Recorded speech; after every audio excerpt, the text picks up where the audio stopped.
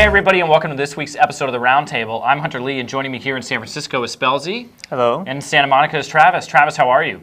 I'm very good, Hunter. I'm happy to be here in Santa Monica. All right, we're taping this on Thursday, and earlier today you were over at the Curse House interviewing Voy Boy after his recent surprising departure. What's the news there? We were actually in a park near the house because I think they were doing something at the house that they didn't want me to see. Who knows?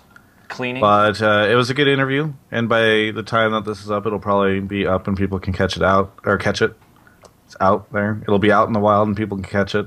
Much in the way we were out in the wild at the park where we were doing the interview. Anyway, it was good to talk to him and to get the insight into what's been going on with him and that kind of thing. Because I think whenever that announcement hit, people were really confused because he simultaneously was like, I'm leaving Curse, but I'm not going anywhere. And so I think a lot of people are confused, but I think that the interview clears up a lot about what's going on with him. Basically, he wants a sabbatical to sort of figure out what's next for him. So yeah, so big news. Definitely check out the interview if you haven't seen it yet. It's another great example of getting into a pro player mindset. Where does Curse go? Needless to say, Liquid tweeted this was a bit of a surprise for them, a little bit of a scramble. Voy Boy was certainly the most recognizable member of that team. Piglet comes in. Now suddenly things are going to look pretty different for next year. Yeah, I don't know where Chris goes from here. Do they have an international spot open? Did we check that? They do not. They do not. Anna Prag had a nice article on ThinkPiece that came out today, which makes that situation a little bit more clear. It's still kind of a rule that doesn't make a ton of sense, but she lays that out. So they have no international spot, and we're seeing the same thing with CLG, where there's kind of like a shortage of mid laners. Like Link, I think, is like the favorite for CLG after a lot of people have been flaming his play and saying he's not that good. And like you said, the very interesting thing is that Voy Boy is such a star player of Curse. I was actually looking at the whole NALCS stats today, and Voy Boy has like the third most played minutes out of like all people. It was like Dyrus and Voy Boy was up there too. And like Voy Boy is like a signature player for Curse. Yeah, I think it's a lot like TSM trying to replace their jungler without a foreigner spot. You're left with almost no choice but to go with an inexperienced player. Travis, where do you think they go from here, and what kind of impact does this have on what I think a lot of people expected to be an improved Curse team next year? It's really hard. I really don't know who they pick up. I mean, we were talking, I think, a little bit about this before the show, but I don't know. They could move somebody around, like into a different position. I mean, obviously, like, I don't know, Special could go mid or something like that, but with Piglet coming in, you probably figured Special Piglet. I really have no idea. It's the NA scene is so strange right now with where all the players are and that kind of thing. Like, we're bringing in this like international talent, and there's not really any like up and coming players to replace it. And so whenever something happens like this, where you see like a signature player from a team leave, it's just really hard to figure out like what you replace that person with. It's just a strange situation. Yeah, I imagine if I were one of his teammates, while I would understand his desire to take a sabbatical and you don't want somebody burning out, at the same time, you really are leaving your teammates in the lurch, coming towards the end of an off-season where a lot of talent has already tried out places, decisions have been made, a lot of things are still in flux, but Curse is now coming at the end of the off-season to try to pick somebody up. It just does limit their options. Yeah, and it's kind of a weird thing that's so late in the off-season or whatever. Like, we saw lots of free agencies like the first week, and now Voy Boy is probably the last person who we might see. Yeah, Travis, did he talk at all about what triggered this this week in particular, some terrible Halloween experience or anything? I don't think it was anything in particular other than it just had sort of, he said he'd been thinking about it for a long time, and it just kind of, he realized that he needed to tell them now. I would argue that this isn't like the end of the off season though, because I know you guys were talking about it. I think maybe the end, it's towards the end of the trade season, but like the off season obviously is still going to extend until the new season starts in January, or January, February, somewhere around there. So I think that Curse still has a lot of time. It's unfortunate that there's probably already been a lot of contracts that have been signed, but I still think that they have time to try to figure stuff out. I mean, as we know, like Link isn't even 100% into CLG yet, based on what Scara had said in an interview with me. So there's a potential for them to even pick up Blink if CLG's thinking about going someplace else. I think one nice thing about this sort of open-ended and drawn-out offseason is that it makes the expansion tournament even more interesting than it might have been, because those players are auditioning not just for their team spot in the LCS, but for actual open spots on really high-profile teams. If I'm Curse, that's where I'm looking for talent. Same with, I mean, TSM has made a decision, so LMQ. it seems. LMQ has got... who knows exactly how many open positions. CLG's got open positions. So if you were a player that maybe didn't shine in tryouts or whatever, that's a real place to showcase your talent. And even if your team doesn't make it, get into the LCS. Yeah, I had a general manager tell me that they were waiting to see what happens in the expansion tournament to decide on who they want. You know, like if there's one guy that's like carrying his team, but the team didn't make it in, like it's a pretty good chance there that you can grab that person. Yeah, Cali Trolls type, you know, who maybe didn't, whose team doesn't end up making it, has a real chance to stand out. Yeah, I think we saw it with Curse Keen, but I think he counts as an international person, right? Yeah. So. Well, yeah. Womp womp. Yeah. Okay. So the other big news, another departure from Curse, is they left Azubu, their streaming platform, for about the last year or so to return to Twitch. This follows on the wake of CLG leaving Azubu earlier this year, and also on the wake of Koreans joining Azubu, and you know, specifically Faker getting high ratings, and we talked about that some. Travis, are you surprised at all that another streaming partner is leaving Azubu, and where does the would-be Twitch competitor stand at this point? It's really strange because they were only there for about 6 months. They you know, signed to Azubu or whatever, or were there for about 6 months, I think, and then they left. Normally you see people stick around for like a year, although I guess CLG also left very quickly into their next round of Azubu time. I mean, if you are, they still have Fnatic, I think. Yeah, they still have Fnatic. Technically. Yeah. Although, like, who knows what's even going on with that team? There's nobody streaming, so yeah. I mean, we'll talk about that in a minute, but yeah, that's. And so, yeah, like it's. I don't know. They also haven't been doing as much content as they used to do. I don't know what Azubu looks like because like it just seems like no one can compete with Twitch these days. Like, and I get it because they kind of have like the World of Warcraft effect, which I like to talk about a lot, where like. You know, even if something came out that has like really unique features or is really interesting, everybody else is already on this platform. Lots of people will know. I mean, it's topical because Warlords of Draenor just came out. I've been playing that. That's great. Level halfway to 91. It's fantastic. Anyway, wow, congratulations. Yeah, no, and you guys should join me on my adventures. What's your WoW name so all of our viewers can add you in game? My WoW name is Carice. Okay, spell that. That's my mage. K-A-R-I-C-E. I won't say what server. What server are you on? I play on North American servers. North American servers. The point is that, you know, like for WoW, there's this MMO effect where any other MMO that comes up, like all your friends are already on WoW, and like everything, you're already got characters there. Like everything is already there, so that like no MMO has ever really been able to take that throne over the decade that this game has been out. And I think it's a very similar thing to Twitch. It's like, sure, you can go stream on Azubu or Hitbox or Dailymotion or whatever, but like no one's going to see your stuff because the community's not there. And it's like this chicken and the egg thing. And so, yeah, like it makes sense that Curse would want to switch to Twitch because, like, even if these guys, let's say Azubu's paying you twice as of what Twitch is paying you, and you're only getting half the viewers, which is not even, like, you get far less than half the viewers, way right? Less. So first off, yeah, for them to keep up with what Twitch pays you, they have to pay you so much more, right? And then even if they pay you so much more, you're still losing value because you're not getting the view. Like, sponsors are really interested in stream impressions because they can have logos there.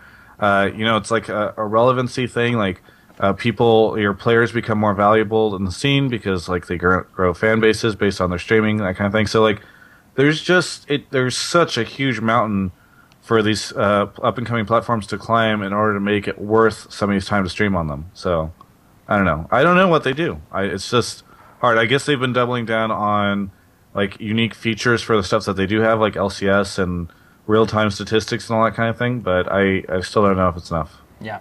Yeah, I agree with you very much. That like I think Twitch just has a has such an audience that's kind of underrated, I think. Like, there's a lot of people I feel who go to the League of Legends, just like the League of Legends channel, and just choose random people. Like, there's like social media and all that kind of stuff that you, if you're a Zubu, you want them to direct to you. But I feel like that stuff has actually overestimated power, and like the bookmark traffic that Twitch has is actually pretty crazy. Yeah, I think it's a deceptively big blow, just aside from viewers, because Curse was the only one of their teams that was located in LA where they are, and a friend of the show, Brittany Brown, had done a lot of content with them over the last 6 months, really kind of amping up, helping to make their brand more personable and make up for some of that. And I'm not sure where that whole content team goes now that there's going to be nobody local to where they are. They have to go to Europe to be with Fnatic, or go to Korea to be with their players. It's definitely a strange spot for that organization. From Curse's perspective, it seems like a no-brainer to come back. Maybe a noble experiment, although it was a questionable decision from the beginning, but a no-brainer to go back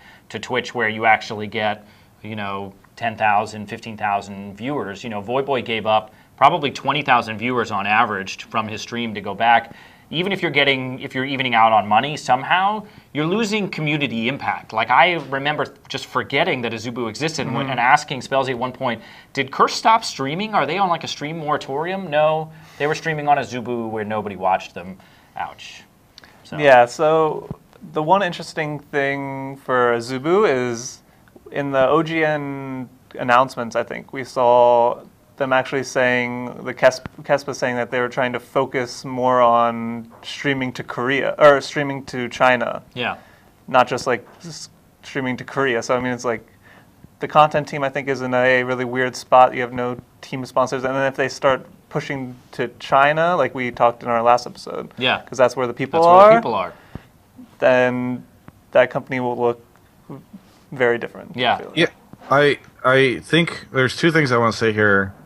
The first thing is with the Kespa thing, it was really funny because, yeah, I guess like I brought up Fnatic, but we ignored like the Kespa announcement, which was pretty big when it happened. But the really ironic and interesting thing is that right afterwards, all these players left all their teams because of like the fact that like all these guys downsized and that kind of thing. And the really strange thing about that to me was that then you started to see like Spirit stream on Twitch, and all these people, these Koreans who weren't even streaming on Twitch before, suddenly, like, in some strange way, like, Azubu ended up, like, I don't know, maybe it was, like, the fact that these players, like, learned how to stream because of the Azubu thing, and they wanted to stream on Twitch after they left or whatever, but, like, strangely enough, if you look at, like, the Kespa announcement, I feel like after you fast forward a couple months later, and you actually have more of these players that are famous in Korea streaming on Twitch than you did beforehand, which is just crazy. The other thing is that I know in the past Matt Gunn has watched the show. He works over at Azubu and tweeted at us. It's not like I'm happy about the situation. Like, I think it's really important that as Twitch is such a huge pivotal component of the esports ecosystem, I think it's really important that there be options and diversity. And I would actually love to see Azubu, Hitbox, and Twitch all competing. And then there's like websites that pop up like there used to be for On3D and Twitch where you see like, you go to a site called like esportstreams.com and you see all the different players streaming across all the different platforms, and then you pick what you want, and they're just almost like networks, right? And like you have like a TV guide or something. But I'd love to see that, right, where there's all this different thing, because it's good because then everybody gets like Twitch can't bully people into lower deals because they know there's no competition, blah blah blah blah. But it's just I don't know. It's just I feel for these guys because it's like, what do you do? Yeah. What do you do? Yeah, I agree. I do wish there was multiple kind of competitive industry there too, and I have a lot of friends from Leaguepedia actually who work for Azubu now, so I do wish them well too. And it's just tough. I think you nailed it with the MMO analogy where it's just like everybody's on one thing, so like even though these second things are better, it's just you can't really. Nobody's going to move from what they already are doing. Yeah, it's hard to break a habit. Yeah. Well, we'll see where Azubu goes from here. And as we talked about, in theory they still have Fnatic, but as we look to the European scene, the amount of rumors flying around, things are seemingly very unstable. SK got a little bit of security today, or at least in an article put out by Richard Lewis, it looks like they've settled on What the Fox and Forgiven for their 2 open slots. So SK now comes back. They seem now, out of the 3 teams that went to Worlds, the most secure or solid, with Alliance and Fnatic. Big questions looming about both of those. Alliance, Froggen is safe, and I don't know, and rumors of them flirting with Reckles and maybe with Greppo, and who knows, and then Fnatic. Everybody theoretically is signed to come back, and yet nobody's streaming, and there's lots of rumors about Reckles leaving or Soaz leaving or whatever. So, Travis, do you think this is good for SK to lock their roster down so early when the other 2 teams are still seemingly struggling to figure out what next year looks like? I think right now this is when a lot of teams should be, unless you're like an LMQ where you're like rebuilding from the ground floor.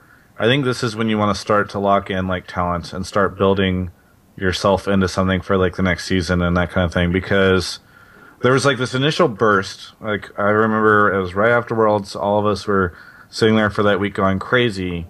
I was sitting there working with Doraven a ton, and then everything kind of started to calm down. And I think like right now this is when you like start to grab people, because you do want to make sure that you're not like the last team picking up what's left over. Yeah. Right. So yeah, if you have a pretty good idea of like, okay, I just need these 2 things, like a carry top laner or something like that, or like we've already got a couple all-stars, so maybe we can just grab somebody else who's going to be a supportive role on the team. Like I think this is when you do that. If you're somebody like LMQ where they've now lost 3 of their players, maybe more, we don't know. No pun intended.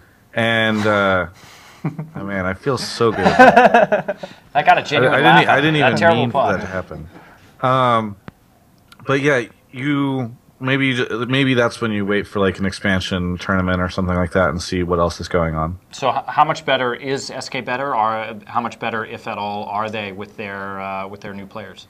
I think that these were interesting pickups for SK because they brought Forgiven, who has like the history of bad behavior, but he's also a very strong mechanical player, and I've heard the same for What the Fox. And so you're replacing Jesus, who was not a strong mechanical player, and Candy Panda, who got some pretty good hype or whatever, but underperformed at Worlds. And so I think they could be a stronger team going into next year. If they get Incarnation, I can finally use this joke, they really get that toxic Avengers lineup where they can have Forgiven and Incarnation, the sort of 2 stars of that team. I mean, I don't know if 2 people makes an Avengers. Avengers. I mean, but it is an interesting a step forward for them on paper, at least on a talent level. You never know about chemistry and whether these guys are actually get along, but it does seem like an improvement. Like you said, both players had underperformed pretty dramatically at Worlds. SK had a pretty disappointing Worlds in general, so you hope that in the offseason they're going to go figure that out. This does seem like a step forward. And I think, Travis, you're absolutely right. Now's the time to lock. If there's talent out there, you should be locking it in now before somebody else does. And they seem, right now, the strongest team on paper going into next year. Hunter, I know that you said SK underplayed at Worlds, but you do have to be honest, like, it does feel like it was just Svenskeren underplaying. I mean, that's the big question mark for Worlds, and, who knows. But Jesus looked awful in pretty much every one of his matchups. And whether that was due to nervousness about his jungler or whatever, he had a pretty terrible Worlds. And in a Worlds where a lot of AD carries were showing off their strengths in a way that maybe mid laners weren't really able to for whatever reason, Candy Panda didn't look like the kind of carry you were going to hang your hat on or sort of build your team around. So if they can step those forward, I think that's got to be beneficial for the team. In our little heat map analysis that we did for Worlds, SK's bot lane actually looked, I think they had worse than their mid lane, even though Jez is got crushed by Bjergsen super hard. And yeah. All right, so speaking of heat maps or maps, new Summoner's Rift map came out. It's Thursday today, so it came out yesterday in Team Builder mode. We played a little last night. I think it's a tremendous upgrade. I think it's been, I was not unhappy with the old map, but it's really nice for it to get a facelift.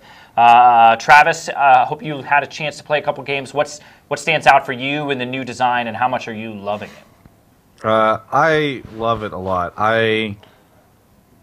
was playing a different game last night that just came out called Warlords of Draenor by Blizzard Entertainment. But I've actually seen a lot of the map and all that kind of stuff, and I was catching some action on it. And I actually think it's really good. Like, the big thing about that map and the big thing about the introduction of it is that I really do feel like for League to survive and continue to be, like, interesting, especially if they don't do, like, expansion pack model or whatever, is you need these pretty big upgrades to get people to be like, oh, wow, like, let's go play on the new map. Makes it feel refreshing. I think that the time that they're releasing at it is perfect because, you know, they just end the season, they bring out this new map, and I think it gets everybody excited for the next year. I think it's one of the things that they talked a lot about is the visual clarity aspect of the new map. I think that's fantastic because there are times, I mean, let's all be honest, especially on if you get like a lower resolution stream or there's like some lagginess or whatever, team fight happens, you have no idea what's happening. It's like really hard to understand what just ended up happening, and you see like one person alive at the end, and it's just like strange. I think that the new map helps out a lot, and I think it'll be a lot easier to sort of see what's going on. So I am, even though I haven't had a chance to play on it yet, I am very, very excited about it, and will most certainly be playing a lot of normals and such once it actually hits like live. Full release, yeah. Yeah, I think, as you said, it's like a really good step. Like, it looks so much different, but at the same time, when we played it, like, after a game or two, I was already used to it. Like, it has a really nice, natural feel. Yeah. It's, like, very aesthetically pleasing, and there's a big thread on Reddit about how it's, like, not colorful enough or it doesn't bring the same feel. I think it looks fine, it looks appropriate, and I think it serves as a nice backdrop, as Travis said, for visual clarity purposes. But I think the biggest thing to get used to is, like, it makes the scaling of the map, like, completely different. And, like, the walls are huge, Baron is super huge, like, the dragon is way bigger now. It's, like, it makes you feel so small. I think that's great. I mean, it was always really weird, like, just jump over that wall, it's so tiny, or, like, just run through that tree or whatever. Like, at the old map, I think, missed that sort of third dimension, that like height dimension often, and you felt like New Scion is taller than towers or whatever. Like, he's just, either that tower is deceptively tiny or Scion is like gigantically huge. But now the towers look big. Things have a lot of solidity to them. The sort of walls look very thick and high. The Baron Pit and Dragon Pits look really pit-like and very deep, and I really appreciate that. But I was like at bot lane, and I had to flash over that huge like little like section near the tri-bush, and then I like knew in my heart after playing hundreds and thousands or like thousands of games that I could flash over this wall. But then like when I got there and I did it, I was like, what just happened? This looks super weird. Like, I don't know, it looked very strange. It's the pretty waterfall there distracting you from what's actually going on. Well, I think I know it's sort of, because I didn't play jungle in our games, like I'm really excited for this to get rolled out fully and then see it more in ranked and other places where I can kind of explore the nook and crannies and see different areas of the map than I have so far. I think that's it for this week. You can find all of our content as usual right here on ongamers.com, and we'll see you all next week. And you can follow me at SOTLTravis on Twitter. We can cut that out of the show entirely. And you can follow all of us on Twitter at various places. See you all next week.